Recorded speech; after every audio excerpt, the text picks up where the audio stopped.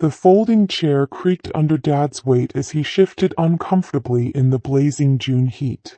Riverside Community College's outdoor graduation ceremony wasn't exactly the venue he'd imagined when he first started saving for his daughter's education 28 years ago. "Finally, something useful from you," he muttered under his breath, adjusting his tie as another row of graduates filed past the stage. "Maybe now you'll get a decent job."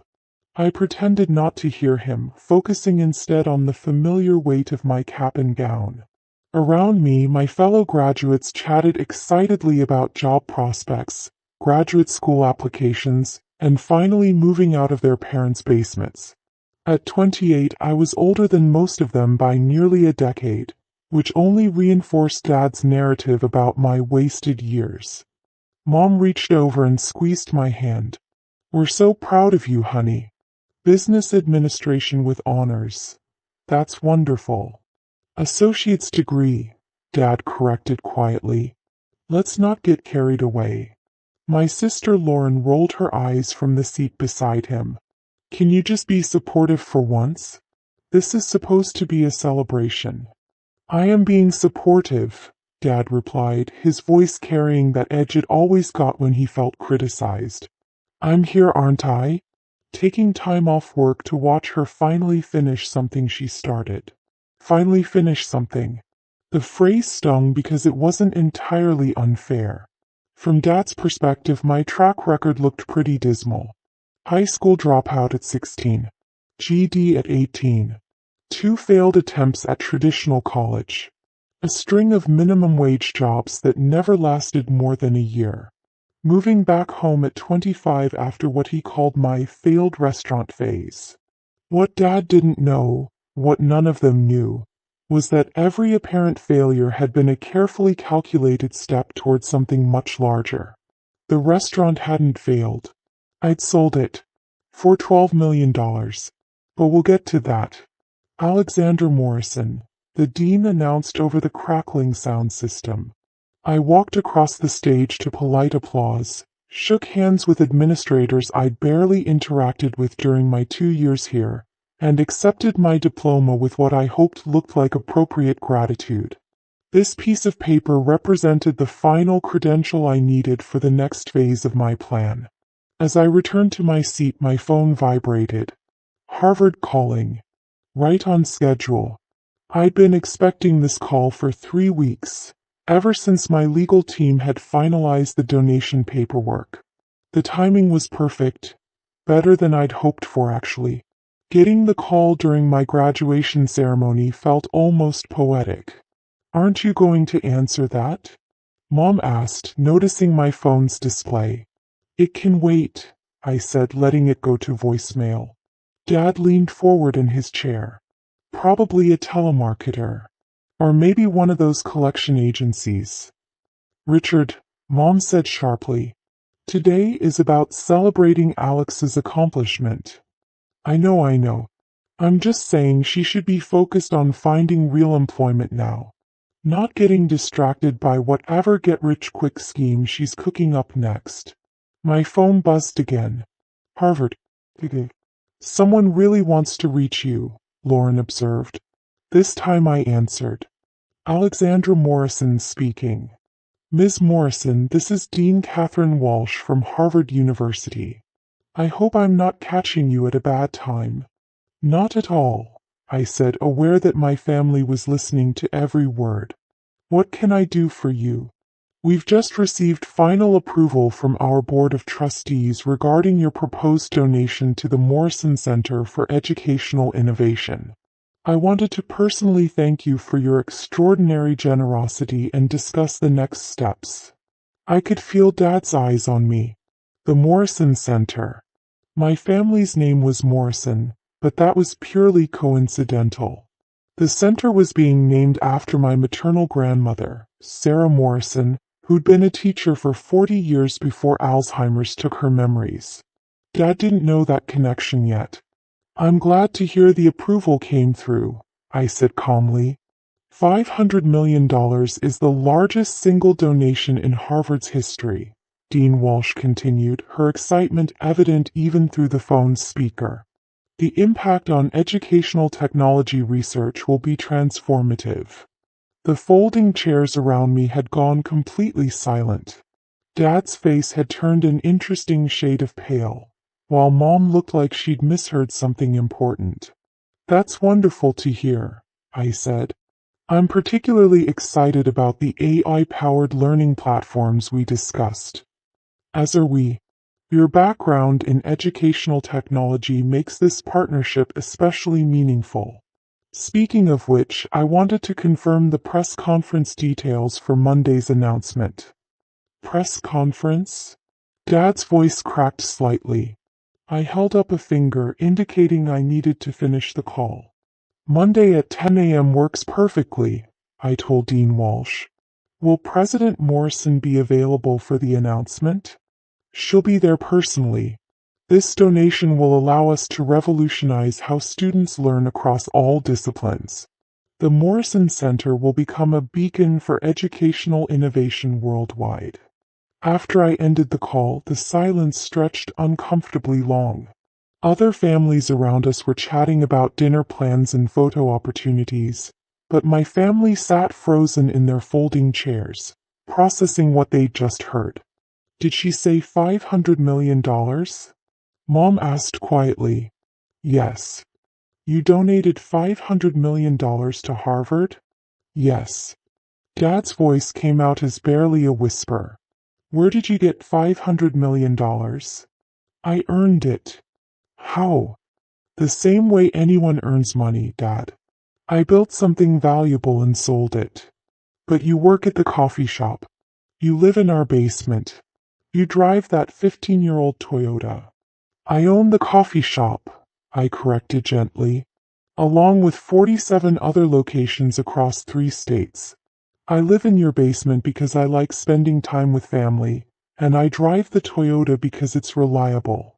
Lauren was staring at me like I'd grown a second head. You own Supreme Bean Coffee?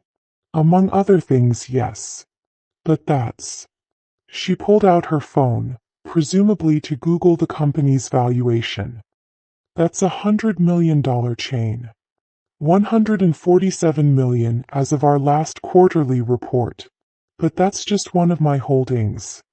The graduation ceremony continued around us, but my family existed in a bubble of shocked silence. I could see the mental calculations happening behind Dad's eyes, trying to reconcile the daughter he thought he knew with the information he just received. I don't understand, he said finally. You dropped out of high school. You've never held a job for more than a year. You've been living in our basement for 3 years. I dropped out of high school to start my first business. I've never held a traditional job for more than a year because I've been building companies. And I've been living in your basement while quietly acquiring a portfolio of educational and technology businesses worth approximately $2.8 billion. Mom made a small sound that might have been a gasp or a laugh. 2.8 billion? Dad repeated. As of this morning's valuations, yes. Dollars. Stead. Dollars.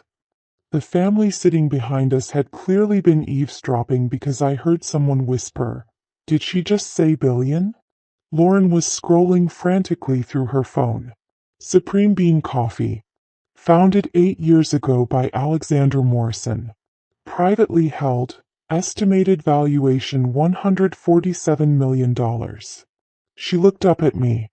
This is you. That was my first major success, yes. Your first. Dad's voice cracked again. I've started or acquired 11 companies since then. Educational technology, online learning platforms, tutoring services, textbook publishing, student housing developments. Basically anything that helps people learn more effectively. Why? Mom asked, and it was the first question that actually mattered. Because education changed my life and I want to change how education works for everyone else. My phone rang again. This time the caller ID showed Dean Patricia Hughes from Stanford University. I should probably take this, I said. Ms. Morrison, this is Dean Hughes from Stanford. I hope I'm not interrupting your graduation ceremony. Not at all. Congratulations on the board's approval. Thank you. The $300 million donation to the Hughes Center for Learning Analytics represents a quantum leap forward for educational research. We're honored to partner with you. I could see Dad doing math in his head. $500 million to Harvard, $300 million to Stanford. $800 million in donations, and I've been calling it pocket change. I'm looking forward to seeing the research initiatives take shape, I told Dean Hughes. The potential for personalized learning algorithms is extraordinary. Agreed. And I wanted to confirm that you'll be available for the joint announcement with Harvard on Monday? Having both institutions announce their partnerships simultaneously will create tremendous momentum for educational innovation. I'll be there. After ending the second call, my family sat in complete silence. Around us, the graduation ceremony continued, but we might as well have been on another planet. $800 million, Dad said slowly. In donations, yes. That represents approximately 28% of my liquid assets. Liquid assets? Cash and easily convertible investments. The majority of my wealth is tied up in business equity and real estate. Lauren was typing furiously on her phone. There's an article here about mysterious donations to major universities. Anonymous benefactor pledges largest gifts in higher education history.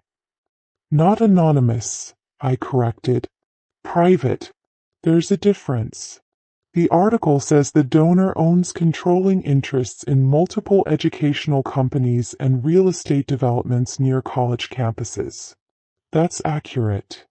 It says you own 3 universities outright. Also accurate. Mom's voice was barely audible. You own universities? Riverside College, Valley Technical Institute, and Morrison Online University. I acquired them over the past 4 years to test educational innovations at scale. Morrison Online University? Dad's engineering mind was clearly struggling to process the implications. You named a university after our family? After Grandma Sarah, actually. She always said education was the only thing nobody could take away from you. The ceremony reached its conclusion with the traditional cap toss. Hundreds of graduates threw their caps into the air while families cheered and took photos. My cap landed somewhere in the crowd, but I wasn't paying attention. I was watching my father's face as understanding slowly dawned. The restaurant, he said suddenly. The one that failed 3 years ago. Sold for $12 million to a national chain. I used the proceeds as seed money for the coffee shop acquisition. The minimum wage jobs that never lasted. Market research. I worked in retail, food service, manufacturing, and logistics to understand how different industries approach employee training and development. Living in our basement allowed me to minimize personal expenses while maximizing business investment. Also, I like spending time with family. But we thought. He trailed off, unable to finish the sentence. You thought I was a failure. And from your perspective, that was a reasonable assumption. Lauren was still reading from her phone. It says here that Morrison Online University has over 50,000 students and generates $200 million in annual revenue. 53,000 students as of last week, I corrected. And we're focused on making high-quality education affordable and accessible. Revenue is important, but impact matters more. Mom was crying. Not sad crying, but the kind of overwhelming emotional release that happens when your understanding of reality gets completely reorganized. I'm so sorry, honey, she said through tears. We didn't know. We didn't understand. You weren't supposed to know. I needed to build these companies without family pressure or external expectations. But we were so worried about you. So disappointed. I know. And I'm sorry for that. But I needed the freedom to fail without disappointing anyone. Building businesses is risky and most attempts don't succeed. If you'd known what I was trying to do, every setback would have become a family crisis. Dad stood up abruptly, walking toward the parking lot. After a moment of hesitation, I followed him. I found him leaning against his car, staring at the community college campus where I'd just graduated with an associate's degree in business administration. $2.8 billion, he said without looking at me. Yes. And you've been living in our basement, letting us think you couldn't get your life together. Dad, I have gotten my life together. Just not in the way you expected. But why the secrecy? Why let us worry? Why not share your success? Because success changes relationships. Once people know you have money, every interaction becomes different. Every conversation includes an underlying awareness of wealth. I wanted to maintain authentic family relationships as long as possible. Authentic? You've been lying to us for years. I've never lied about anything. I've just been selective about what information I've shared. He turned to face me for the first time. What's the difference? When you asked how work was going, I always told you it was fine. It was fine. When you asked if I needed help with rent, I always said I was managing. I was managing. When you worried about my future, I always said I had plans. I did have plans. But you let us think those plans weren't working. I let you think what you thought. Your assumptions were based on limited information, but they weren't unreasonable assumptions. We stood in silence for several minutes, watching families load graduation decorations into their cars. I'm proud of you, he said finally. I know. And I'm ashamed of myself. Why? Because I should have been proud of you all along. Not because of the money, but because of who you are. The determination, the vision, the willingness to pursue your goals despite everyone else's doubts. Dad, you were being a good father. You saw your daughter making choices that looked risky and unsuccessful, and you worried about her future. That's what parents are supposed to do. But I was wrong. You were working with incomplete information. There's a difference. My phone rang again. This time it was my assistant. Alex, I have Dean Martinez from MIT on the other line. She says it's urgent regarding the announcement. Put her through. Ms. Morrison, we've just received approval for the $400 million donation to the Martinez Institute for Educational Technology. The board is thrilled about the partnership. $400 million to MIT. That brought the total announced donations to $1.2 billion. Dad was staring at me with an expression I'd never seen before. Not disappointment or worry or frustrated love. Something closer to awe. How many universities are you donating to? He asked after I ended the call. 17 in the first phase. Total pledges of approximately $2 billion over the next 5 years. $2 billion in donations? Education is the most important investment a society can make. These donations will fund research into personalized learning, AI-powered tutoring systems, virtual reality classrooms, and accessibility technologies for students with disabilities. And you've been planning this for years. I've been building toward this for years. The businesses, the acquisitions, the research, everything has been focused on revolutionizing how people learn. Why education? Because it's the great equalizer. A kid from a poor family can learn the same calculus as a kid from a rich family if they have access to the right resources. Technology can democratize access to world-class education in ways that were impossible a generation ago. Dad was quiet for a long time. Your grandmother would have been proud. I hope so. She always said you were special.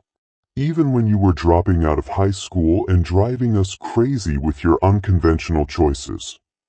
She understood something that took me years to figure out, that learning doesn't always happen in traditional ways or on traditional timelines. Is that why you went back to school? To get the associate's degree? Partly.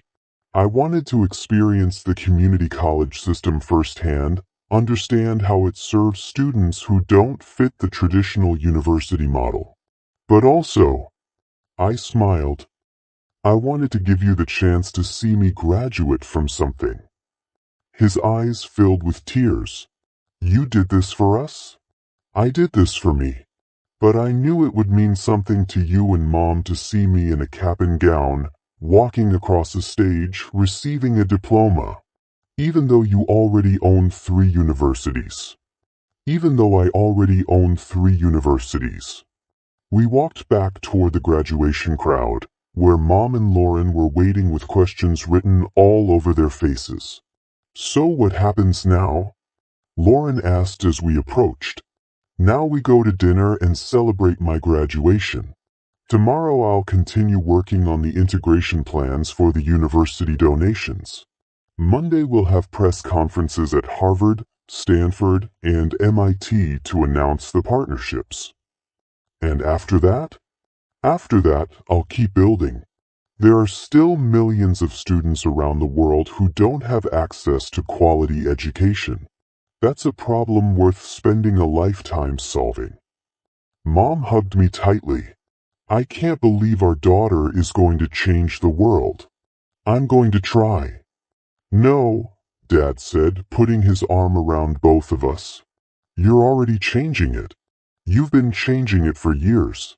We just didn't know we were watching it happen.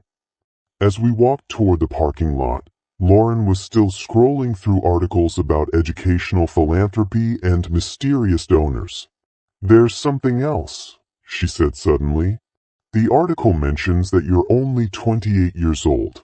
It says you're the youngest person in history to make donations of this magnitude to higher education. That's probably accurate. And it says you started your first business at 16, right after dropping out of high school. Also accurate.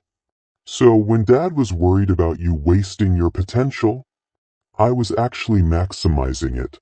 Just not in ways that looked conventional from the outside. Dad stopped walking. 16 years old. You were 16 when you started building all this. I was 16 when I realized that traditional education wasn't going to give me what I needed to accomplish my goals. So I created my own education. By dropping out of high school.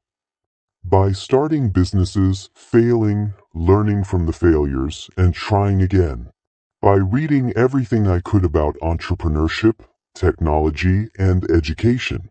By working in different industries to understand how the world actually works. And we spent 12 years worrying that you'd thrown your life away. You spent 12 years being loving, supportive parents who wanted the best for their daughter, even when you didn't understand her choices. As we reached our cars, my phone buzzed with a text message.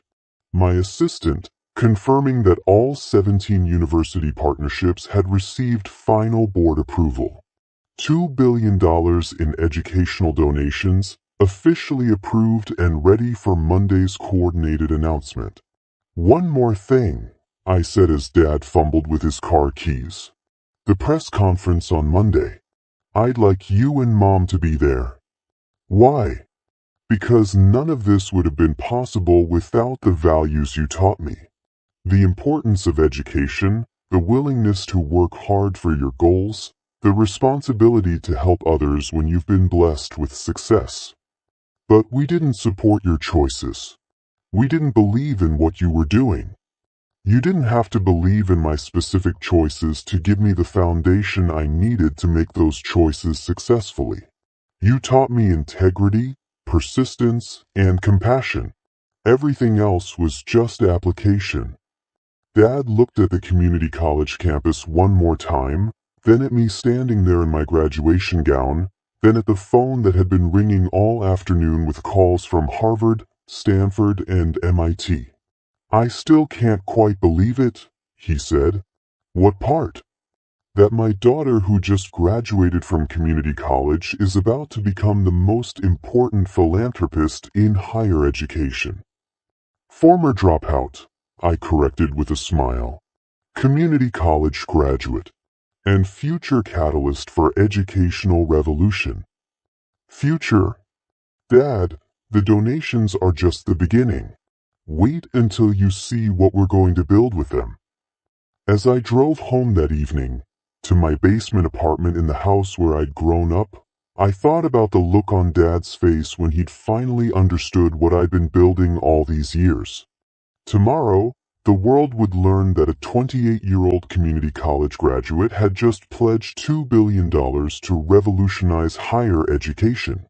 The media would want to know how someone so young had accumulated so much wealth, and why she'd chosen to give so much of it away. But tonight I was just Alex, the high school dropout who'd surprised her family by turning out differently than anyone had expected.